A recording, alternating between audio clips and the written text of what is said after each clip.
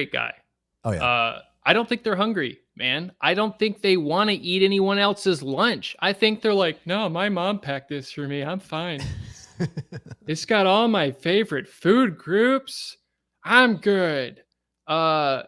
Maybe it's because they're playing with other people's lunch money. I don't know, but they're not hungry, man.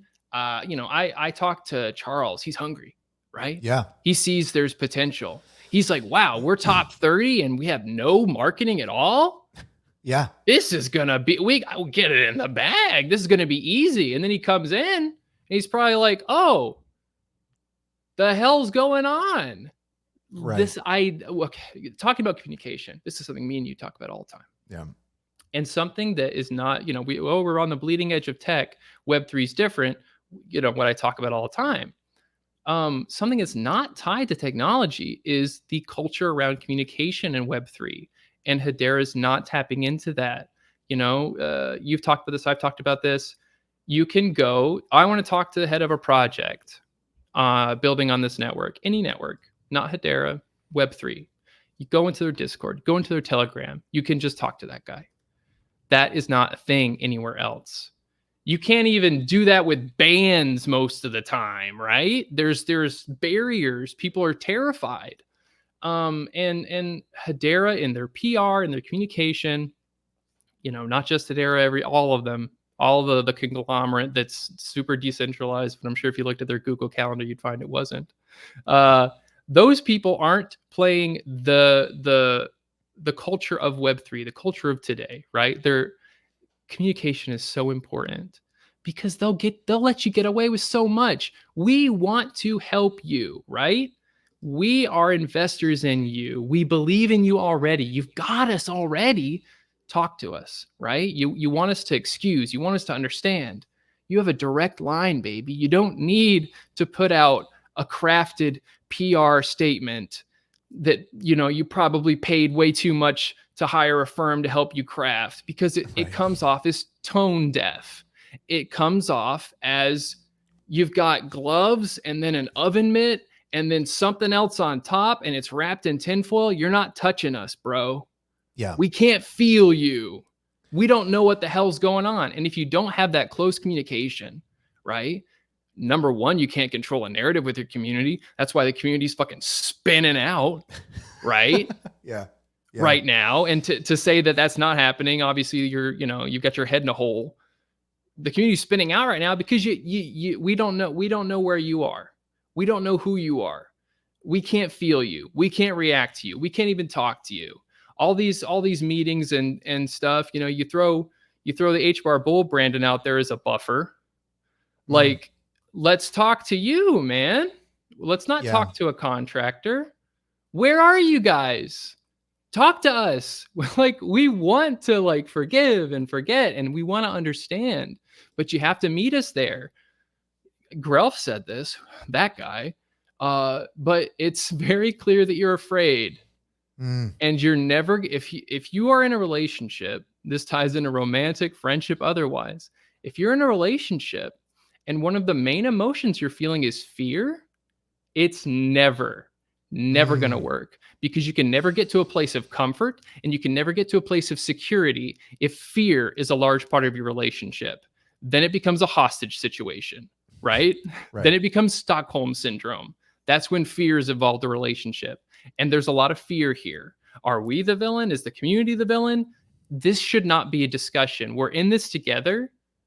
But I know, and we all know, that we are seen as this separate little pocket. And even some people in the community are like, it's just a bunch of people complaining on Twitter. Right. It's not real.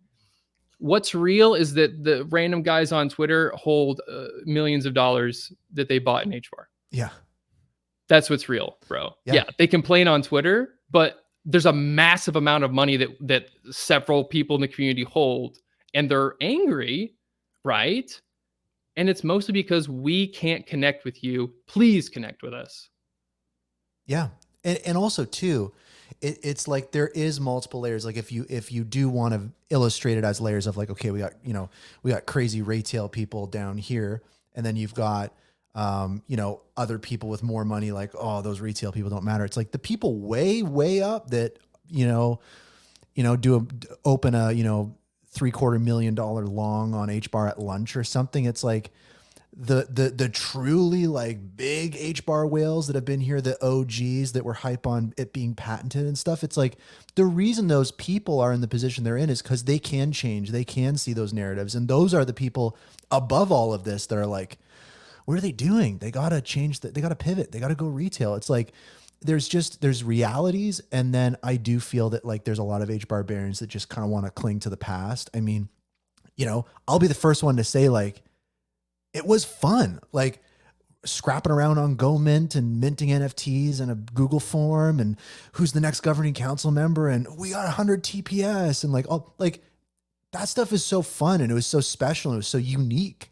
And we had a great run up to 40 cents. Like it was just with hardly anything. And that does speak to the technology. That does speak to the quality of the community. But what you're getting at is like, to really drill down on it, it's like Hedera is drastically underutilizing the community. Like it's not, for me, it's not so much a conversation of like, we got to get together. We got to do these things. It's like, someone's got to like Hedera, like use these people. like we're also just saying like, use me. There's so much energy in this community. And I think it like goes even deeper than that of like, they maybe don't realize it. And I think it's because of like the concept of, we talk about, Hedera thinks they're an enterprise when they're not, they're a startup. And like one of the core tenets of startups is dog fooding. It's the act of using your own products to grow your business. Like a great example is like, you look at startup companies like Squarespace or Stripe or Airbnb or all these different types of things. It's like those companies grew through using their products, right? Product-led growth. And I think that if you want to go way, way, way, way deep down, where I think the problem lies really deep down is in any company, if leadership doesn't use the products their company builds, you got problems, right? Because that's really what it comes down to. If the people making the decisions, if the people governing the network, if the people doing these types of things like haven't purchased NFTs with their Kabila wallet or Hashpack or Blade wallet or whatever it is, that they haven't gone on these different dexes, if they haven't tried these different things, if they haven't had these experiences, if they haven't, even bought some HBAR, like you've got a real problem. Like for me, that's really what it all drills down to, is if you're the leader of a company and you don't use the products your company makes, you will fail. That's just the reality of it. There is not a successful startup that had leadership that didn't use their own products. And very commonly, the mentality of a startup is we're just going to build stuff we want. And I think at the beginning, that was the healthy aspect of Hedera. It was a bunch of enterprises together and they're like, hey, we're going to build stuff we want. And they did. And I think that's going to work really well for enterprise, but it takes time. What do we do in the meantime? And the leadership, I just don't think uses retail stuff. They're not maybe crypto natives. A lot of the governing council representatives, it's someone from the CTO's office, the crypto guy or whatever. And it's like, that's how this stuff starts out. But it can't just be checking a box. It's like you're building something. And that's, I think, the most unfortunate part of it is like, not only are we talking about all these different potential problems, it's like, maybe they don't realize like how cool the network actually is. Like that's the other side to it, is like, maybe they feel like way far behind than they actually are. Like, do you think that could be something where they maybe don't realize how far along things have come on the network with very little? And it could be a wake up call if they just, logged on and bought some HBAR and tried some stuff. I think that and of course I'm not speaking about everyone. I don't know everyone in these organizations. There's a lot of people that don't know a lot of things. There's a lot of people that are, they're very good with programming. They're technologists, right? And they're not concerned with all this other stuff. But you do have to try and eat some of your own dog food. I think if there's the fear element. There's also the elitism element, which Yeah. unfortunately is an aspect. I think that we've all seen it. We've all heard it, right?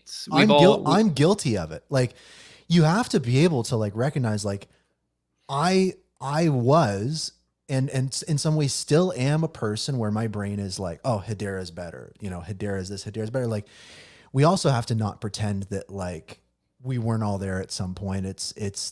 I'm just as guilty of that, of having that elitism of being an HBAR barbarian. It's like I was very elitist, and it's through using the network, learning about new primitives, diving into stuff, learning about other networks. You kind of just go, oh wow, this is so much bigger than Hedera. Hedera truly has a place in something massive, and Hedera is not special enough to get a shortcut to the top 5. It's like, we will just have to go through the same trials and tribulations and pains and fines and bruises. Yeah, you and need to work. scrapes. Yeah, that every other network you need has. to work. Yeah.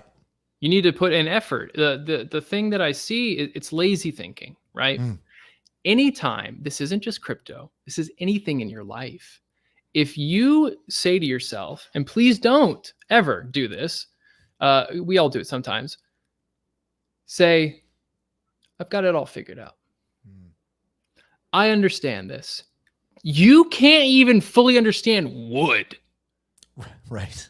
Right. There's a million things with just wood, with just the literally basic building block of construction.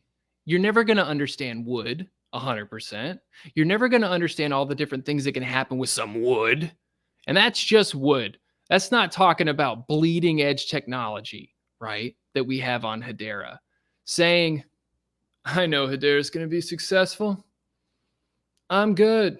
Made my investment. Now I just sit and wait. It's just going to be like Apple stock. No, nothing is ever going to be exactly the same as another thing. That's not how life works. It's never a sure thing.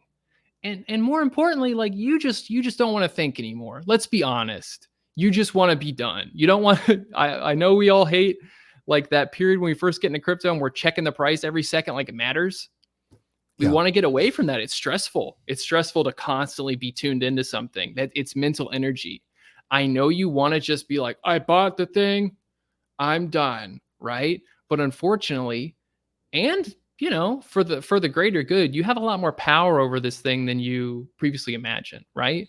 That ties in the communication thing. It's a two-way street. Like they have a lot of access to us. We have a lot of access to them. We have a lot of impact. If they raise us up, we can raise them up. Like you're saying, use us. We have one of the most unique communities I've ever been a part of. I've gone to a lot of different other smaller communities, never found anything as close as the level of talent. Yeah. On Hedera. I mean, your show is a great example. It's a fantastic example. You're doing this for free. Well, actually, just to clarify, I mean, I've got like thousands of dollars in donations from listeners to the show, to a wallet, purchase the equipment, all that kind of stuff. So it's so retail's funding this too. Yeah. It turns out the retail's behind everything. It turns out there's only one person that can pay the bills around here. Interesting. It's true. Interesting. I wonder what it would be like if some of the money, right, that Hedera, HBAR Foundation, all these people's throwing out was, I don't know, invested into some of the people in the community that are adding to it and marketing for you and creating content for you. Golly, wouldn't that be something?